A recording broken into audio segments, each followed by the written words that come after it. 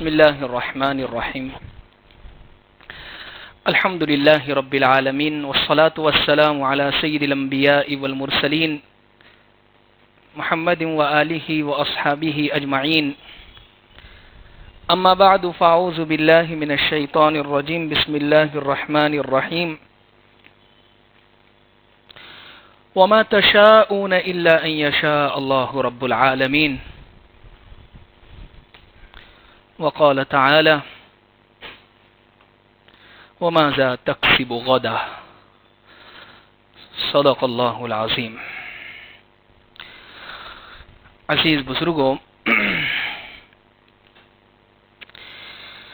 پچھلے کئی جمعہ سے آپ حضرات کی خدمت میں یہ باتیں ذکر کی جا رہی ہے کہ یہ جو وبائی دور اور یہ لاک ڈاؤن کا جو زمانہ گزرا ہے،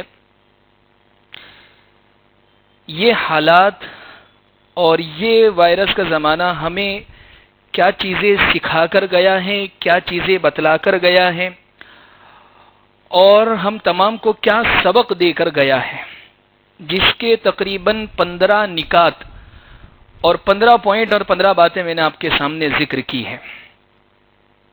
16ویں بات جس کو ہمیں اور آپ تمام کو سمجھنی ہے کہ دیکھیے، اللہ تبارک و تعالی نے اس دنیا کو جو بنایا ہے، خالق اللہ ہے، مالک اللہ ہے. یہ عقیدہ اور یہ اصول بار بار ہمارے ذہنوں میں بیٹھنا چاہیے اور اس کو تازہ کرتے رہنا چاہیے. یہ زمانہ ہمیں خاص طور پر یہ سبق دے کر گیا ہے. 16ویں بات یہ ہے کہ دیکھیے، چیزیں جتنی بھی ہیں، حالات جتنے بھی ہیں، ہر لحظہ ہر وقت بدلتے ہیں اور انسان کے وہم و گمان کے بغیر بدلتے ہیں. کسی انسان کی اس میں کوئی بس نہیں ہے، کوئی طاقت نہیں ہے. بلکہ اتنا ہی نہیں، انسان کے وہم و گمان کے بغیر بدلتے ہیں، اور انسان چاہ کر بھی ان حالات کو ٹھیک نہیں کر سکتا. چاہے بڑے سے بڑا مالدار ہو، وہ اپنے مال کے بلبوتے پر ان حالات کو ٹھیک نہیں کر سکتا ہے. یہ زمانہ ہمیں یہ سبق دے کر گیا ہے. اب دیکھیں کیسا دور گزرا تھا، کن حالات سے گزرے تھے اور کن چیزوں سے سابقہ ہمارا پڑا تھا کہ جس کے متعلق ہم تصور میں نہیں، پچھلے کئی سالوں میں ہم نے یہ نہیں سوچا ہوگا کہ ایسا بھی زمانہ آئے گا کہ جس میں انسان ایک عجائب گھر کی طرح گھروں کے اندر بند ہوگا.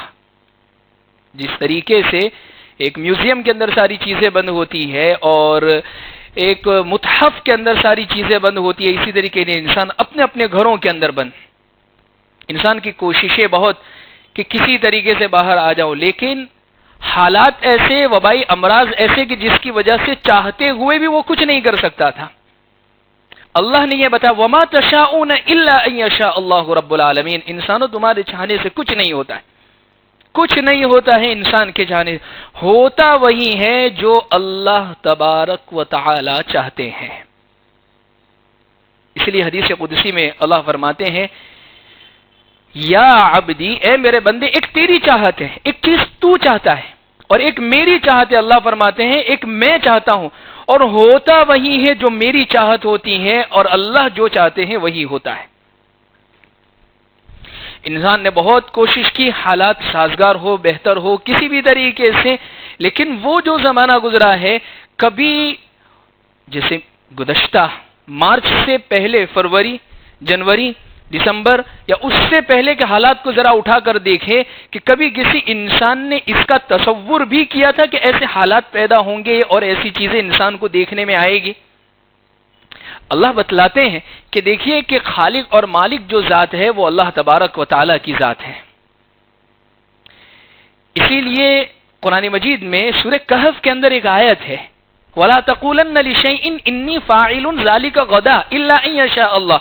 اس آیت کے نازل ہونے کا سبب یہ ہوا کہ پیارے آقا صلی اللہ علیہ وسلم کی خدمت میں چند لوگ آئے مشرکین، اور انہوں نے آ کر حضور سے سوال کیے کہ یہ 3 سوال کے جواب ہمیں دیجیے۔ حضور نے فرمایا میں کل تمہیں اس کا جواب دوں گا، کل میں تمہیں اس کا جواب دوں گا، اس لیے کہ ابھی وحی آئی نہیں ہے، اللہ کی طرف سے حکم آیا نہیں ہے، اور حضور نے کل کو کہا کہ کل کو جواب دوں گا۔ جب کل آیا تو حضرت جبرائیل علیہ السلام نہیں آئے، پھر نہیں آئے، پھر نہیں آئے، کئی دن گزر گئے، قرآن کی آیت آئی پھر وَلَا تَقُولَنَّ لِشَيْءٍ إِنِّي فَاعِلٌ ذَلِكَ، کسی بھی کام یا کسی بھی چیز کے متعلق پیارے آقا اب یہ نہ کہے کہ میں اس کو کل کروں گا، اب یہ کہ جو اللہ چاہتے ہیں وہی ہوگا، اس کے ساتھ انشاءاللہ لگا دیا کرے۔ یہ تو امت کو ایک تعلیم دینی تھی، امت کو ایک پیغام دینا تھا، اس لیے اللہ کے نبی صلی اللہ علیہ وسلم کے پاس وحی نہیں بھیجی گئی کہ امت کے اوپر جب یہ معاملہ آوے، ایسے حالات آوے تو اس موقع پر وہ اللہ کی طرف رجوع ہونے والی بنے۔ اس لیے حضرت علی رضی اللہ عنہ سے پوچھا کہ آپ نے اللہ کو کیسے پہچانا؟ اللہ کی معرفت، ہم سے اگر پوچھے اللہ کی معرفت، اللہ کی پہچان کیسے ہوئی؟ حضرت علی فرماتے میں نے اللہ کو پہچانا عرفت ربی بفسخ العزائم، میرے ارادے جب ٹوٹے، کیسا شیڈیول کتنا مضبوط ہم ٹائٹ کر کے رکھتے ہیں، صبح اتنے بجے اٹھنا ہے، یہ میٹنگ، پھر یہ کام، پھر یہاں جانا، پھر یہ مکمل کر کے پھر یہ سارا شیڈول ہمیں پورا کرنا ہے، جیسے کاروبار میں کہ بھئی یہ مال دینا ہے، یہ چیز چھاپنی ہے، اس چیز کو یہاں سے نکالنا ہے، یہ تمام چیزیں۔ لیکن اچانک سے اگر بارش آ گئی تو صبح فون کر کے کاریگر سب کو بھئی آج بند کھاتا، کیوں؟ بارش آ گئی، ماحول ایسا ہے، نہیں چھپ سکتا ہے۔ میں نے تو ساری شیڈیول اور ترتیب بنا کے رکھ دیا تھا، لیکن میرے ارادے چلنے سے پہلے اللہ تبارک و تعالیٰ کا ارادہ، اور وہ بہت زبردست اللہ کی تدبیر ہے، اللہ کا قانون ہے۔ اس لیے حضرت علی رضی اللہ عنہ فرماتے ہیں عرفت ربی بفسخ العزائم، ارادوں کے ٹوٹنے کی وجہ سے میرے ارادے ٹوٹے۔ یعنی ایک انسان جب بہت زیادہ طاقتور ہوتا ہے، بہت زیادہ مضبوط ہوتا ہے، بہت پکا جب ارادہ کرتا ہے، لیکن وہ جب ٹوٹتا ہے تو اس کو یہ جان لینا چاہیے کہ اس سے بھی مضبوط کسی کا پلان اور اس کا ارادہ ہو چکا ہے، وہ اللہ کی ذات ہے۔ تو الغرض عزیز بزرگوں، چیزیں ہر لہجہ ہر آن بدلتی ہیں، انسان کے وہم و گمان کے بغیر بدلتی ہیں، اور انسان اپنے مال کے بلبوتے پر ان کو ٹھیک نہیں کر سکتا ہے۔ اب دیکھیے ساروں کے سارے مال گھروں میں بھرے ہیں، لیکن کھانا ہی نہیں ہے، باہر سے آ ہی نہیں رہا ہے، اس کو ٹھیک ہی نہیں کر سک رہے مال کی بدولت۔ بہت سارے وہ لوگ بھی تھے جنہوں نے لاکھوں روپے خرچ کیے اس بیماری سے نجات پانے کے لیے، لیکن پھر بھی دنیا سے رخصت ہو گئے۔ تو الغرض عزیز بزرگوں، کہنے کا ماحصل یہ ہے جب چیزیں بدلتی ہیں، جب حالات بدلتے ہیں، جب پریشانیاں بدلتی ہیں، تو ایسے موقع پر انسان اپنے مال کے بلبوتے پر اس کو ٹھیک نہیں کر سکتا ہے۔ اس لیے اب دنیا کے حالات میں بھی جب آپ اٹھا کر دیکھیں تو ایسے بہت سارے لوگ دنیا میں گزرے ہیں جنہوں نے مال کو سب کچھ سمجھ لیا تھا کہ یہ ہے تو اس کی وجہ سے ہم سب کر سکتے ہیں۔ ایک دنیا کا بہت ہی مشہور سنگر اور گائک مائیکل جیکسن جس کا نام ہے، وہ جب وہ گزرا ہے اس کے متعلق یہ لکھا ہے اس کی ہسٹری کے اندر، اس کی تاریخ کے اندر لکھنے والوں نے کہ بہت زیادہ اس کے پاس مال تھا، اور تاریخ میں ہسٹری کے اندر اس کے متعلق یہ بات لکھی ہے کہ اس وقت کا سب سے بڑے مالداروں میں اس کا شمار تھا۔ اس نے یہ کوشش کی کہ مجھے زندہ رہنا ہے کم سے کم 100 یا 150 سال تک۔ بھائی موت آنے کے کیا کیا سبب ہو سکتے ہیں؟ بھائی موت آنے کے سبب یہ ہو سکتے ہیں کوئی بیماری لگ گئی، وائرس بیکٹیریا لگ گیا۔ یہ تو ماسک ابھی ہم نے پہننا شروع کیا ہے 2-4 مہینوں سے، وہ تو پہلے سے پہنتا تھا تاکہ لوگوں سے بات چیت بھی کروں تو کوئی وائرس کوئی بیکٹیریا میرے منہ میں نہ جائے۔ ہاتھ میں دستانے ڈاکٹر وغیرہ پہنتے ہیں اور ہم بھی کہیں جاتے ہیں تو پہنتے، اس نے اسی وقت سے پہننا شروع کر دیا تھا، اور باقاعدہ اپنے لیے ایک ایسی جگہ بنائی تھی آکسیجن پورا اندر لینے کی کہ جس کی وجہ سے انسان کی زندگی لمبی ہوتی ہے۔ یہ سب اس نے ظاہری تدبیریں کی، ظاہری تدبیریں، اور اتنا ہی نہیں بلکہ پوری ایک ڈاکٹر کی ٹیم اپنے ساتھ میں لے کے چلتا تھا، 12 ڈاکٹر ہمیشہ ساتھ میں، اور ایسے اس انسان کے جسم کے اندر بہت ساری چیزیں، کبھی کڈنی خراب، کبھی کوئی اور چیز خراب، کبھی ہارٹ خراب، کبھی اور بہت ساری چیزیں، وہ تمام چیز جو اس کو ڈونر دینے والے سب ساتھ میں رکھتا تھا۔ جو چیز خراب ہوئی ان کی پوری فیملی کی ذمہ داری اس نے لے رکھی تھی کہ مجھے یہ خراب ہو فوراً ان میں سے لے دیا جائے۔ اللہ تبارک و تعالی جب دنیا کو بتاتے بہت زبردست بتاتے ہیں۔ لکھا ہے ہسٹری کے اندر، تاریخ کے اندر، جیسے بعض لوگ جب مرتے ہیں تو بہت کچھ ایک دن تک، کوئی مہینوں تک، کوئی سالوں تک، کوئی بہت سارے دنوں تک بیماری میں رہتے ہیں، جس کو ہم کہتے ہیں کھاٹلے میں رہتے ہیں. 30 منٹ کے اندر اس کی پوری زندگی ختم ہو گئی. ایسا دورہ پڑا اور اتنا زبردست اٹیک ہوا کہ سارے ڈاکٹر کی ٹیم، سارے ڈونر، سارا اس کا مال ایسے کے ایسے ہی پڑا رہ گیا. چیزیں جب بدلتی، اللہ یہ بتلاتے ہیں ہر لہجہ ہر آن بدلتی ہے. ان چیزوں کو انسان اپنے مال کے بلبوتے پر ٹھیک نہیں کر سکتا ہے.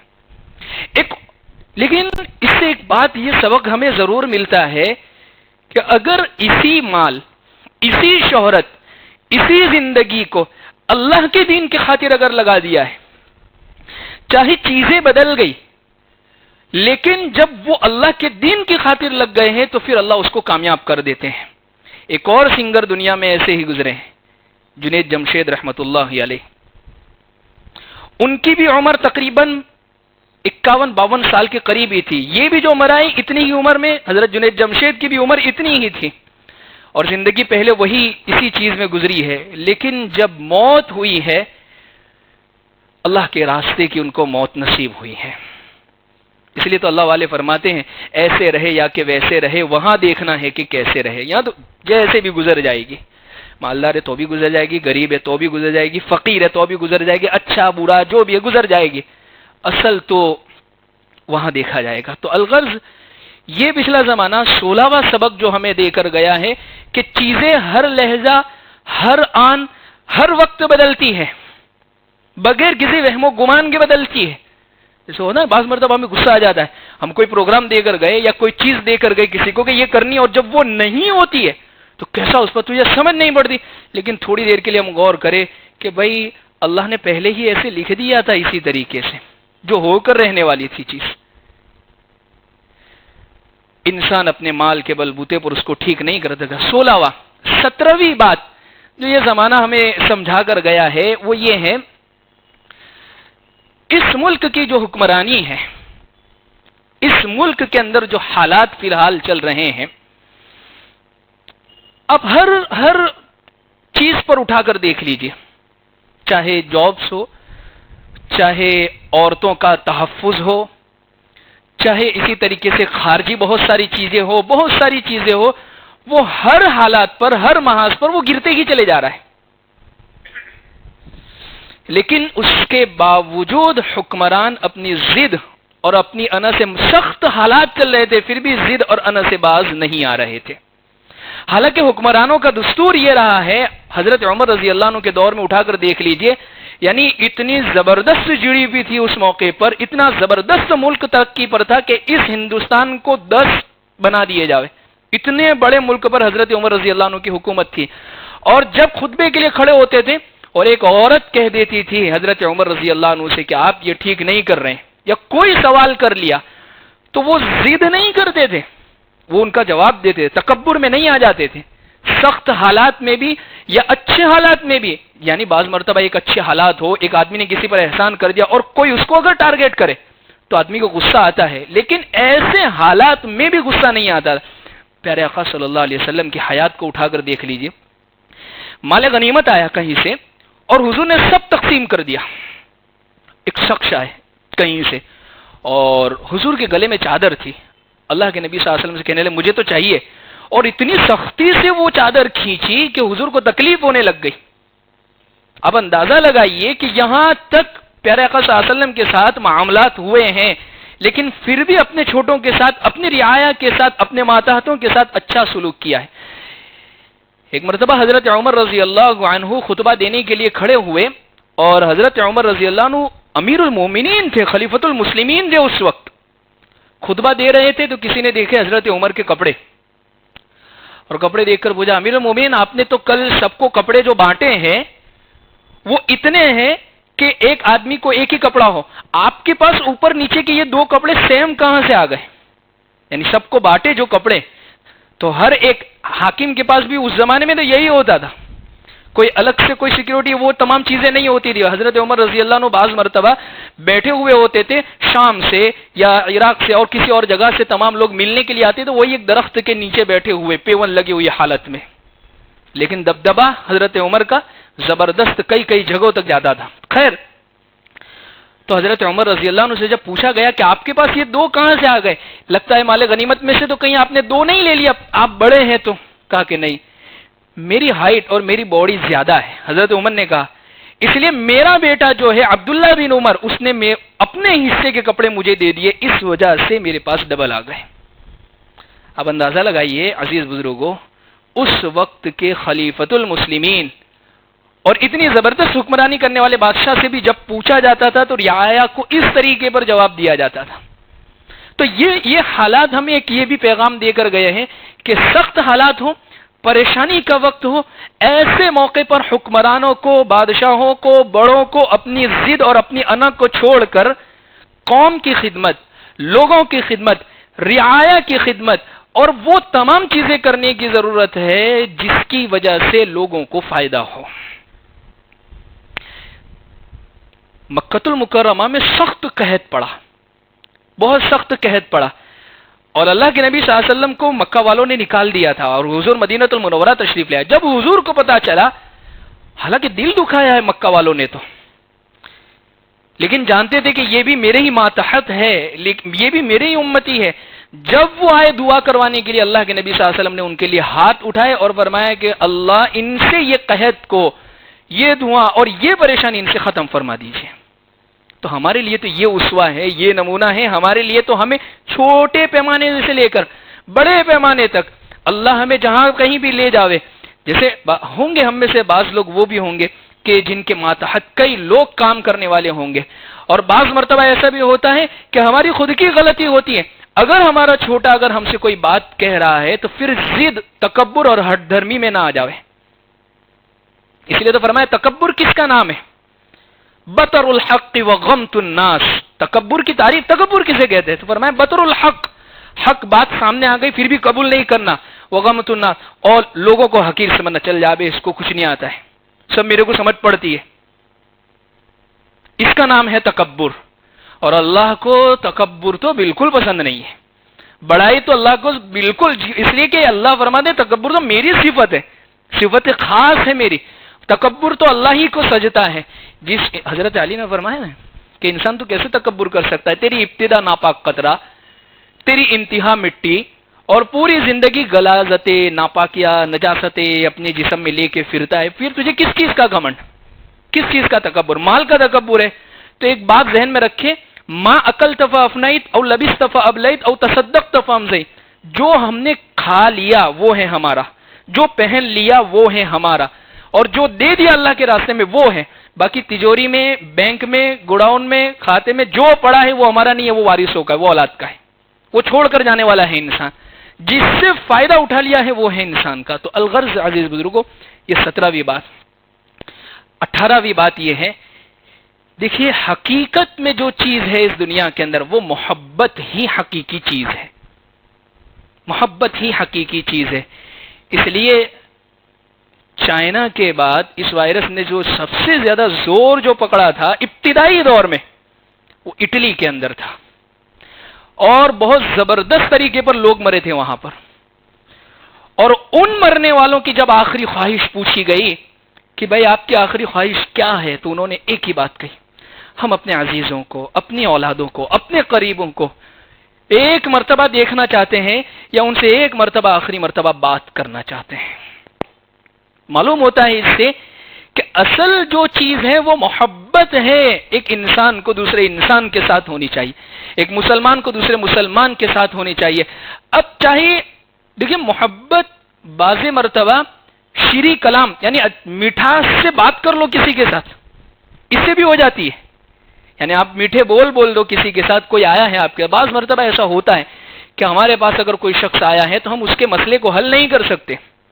کوئی اس کا بہت بڑا مسئلہ ہے, بہت بڑا قرضہ ہے, لیکن ہم اس کے مسئلے کو حل نہیں کر سکتے, لیکن 2 بات اس کو اچھی بول دی تو اس کو تسلی ہو جاتی ہے, اس کو ایک سکون ہو جاتا ہے کہ نہیں یار ایک دل پر جو بوجھ تھا وہ ہلکا ہو گیا. یا اسی طریقے سے صرف اس کے سامنے ہنس کے مل لیے، یہ بھی محبت کے لیے کافی ہے. اس لیے کہ انسان کی سب سے پہلے ناگواری اس کے چہرے سے پڑھ لی جاتی ہے. سب سے پہلے جب انسان کی ناگواری ہو کہ بھائی یہ موڈ میں نہیں ہے، یا یہ ابھی ہم سے بات نہیں کر رہا ہے، یا اسی طریقے سے یہ ناگوار ہے، تو سب سے پہلے انسان کی ناگواری اس کے چہرے سے پتہ چل رہی ہے. تو یہ زمانہ ہمیں یہ سبق دے کر گیا ہے اٹلی والوں کے حالات کو سامنے رکھتے ہوئے کہ اصل جو چیز ہے وہ محبت ہے. اس لیے حضور نے فرمایا بشرا ولا تنفرا یسرا ولا تعسرا، کہ لوگوں میں خوشیاں بانٹو، لوگوں میں خوشیاں بانٹو، لوگوں میں خوشیوں کو پھیلاؤ، ان کو تنگ مت کر دو اندر سے، اور آسانیاں رکھو لوگوں کے لیے، ان کو پریشان کر کے مت رکھ دو.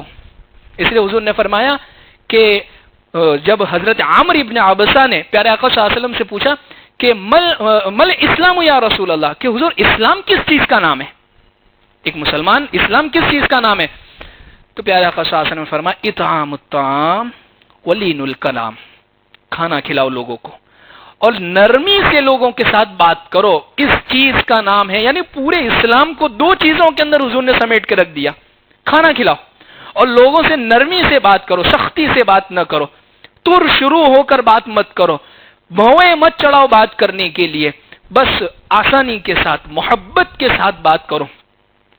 اور ہم تو مسلمان ہیں، ہم جن نبی کے نام لیوا ہے، جن نبی کے ہم امتی ہیں، ان کی تاریخ اٹھا کر دیکھیں، بہت سارے واقعات اور حالات ایسے سامنے آتے ہیں جب سامنے والے نے تکلیف پہنچائی ہے، پریشان کیا ہے، اور حقیقت میں وہی قصوروار ہے. تو ایسے موقع پر انسان کا دل چاہتا ہے کہ ٹیٹ فور ٹیٹ، جیسے کو تیسا، اینٹ کا جواب پتھر سے، یا کم سے کم اینٹ کا جواب اینٹ سے دے دے، بس اتنا تو کر دے. لیکن اللہ کے نبی صلی اللہ علیہ وسلم کی تعلیمات کو آپ ذرا دیکھیں. پیارے آقا صلی اللہ علیہ وسلم کے پاس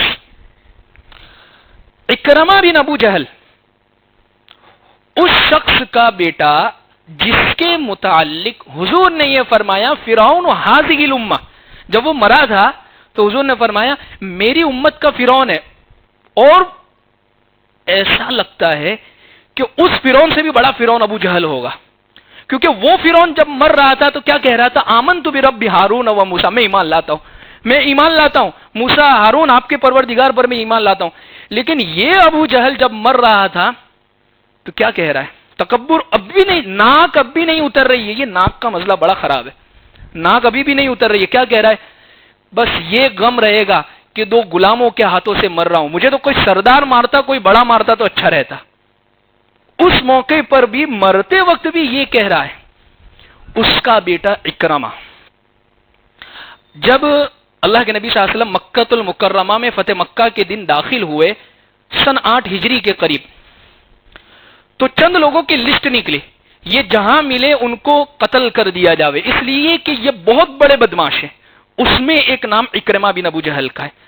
ان کو پتا چلا تو وہ فوراً مکہ المکرمہ چھوڑ کر ساحلی علاقے کی طرف روانہ ہوئے اور وہاں سے کشتی کر کے جانے لگے. ان کی بیوی کو پتا چلا تو وہ دوڑتی ہوئی آئی اور کہنے لگی کہ آپ چلیے حضور کے پاس چلیے.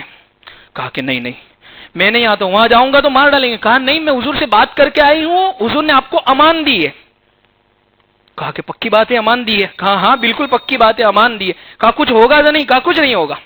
جب اکرمہ آئے، یہاں سے اکرمہ چل رہے اور وہاں اللہ کے نبی صلی اللہ علیہ وسلم کیا کہہ رہے اپنے صحابہ کو، دیکھنا کوئی بھی اکرمہ کو اس کے باپ کا تانا مت دینا.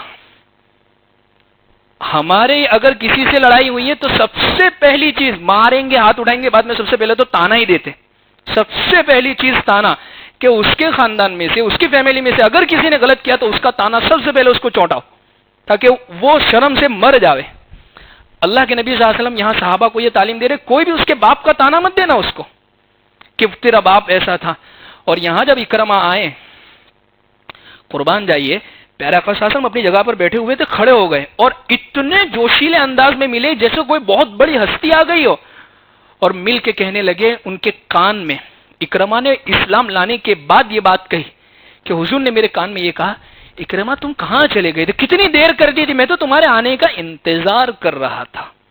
یہ ہے اسلام. اس لیے 18ویں بات، یہ جو زمانہ ہمیں دے کر گیا ہے، بھئی محبت ہی اصل چیز، ورنہ تو زندگیاں تو ایسے بھی ختم ہو جاتی ہیں انسان کی، جیسے پچھلے زمانے کے اندر کتنے سارے لوگ ہمارے آنکھوں کے سامنے دنیا سے رخصت ہو گئے۔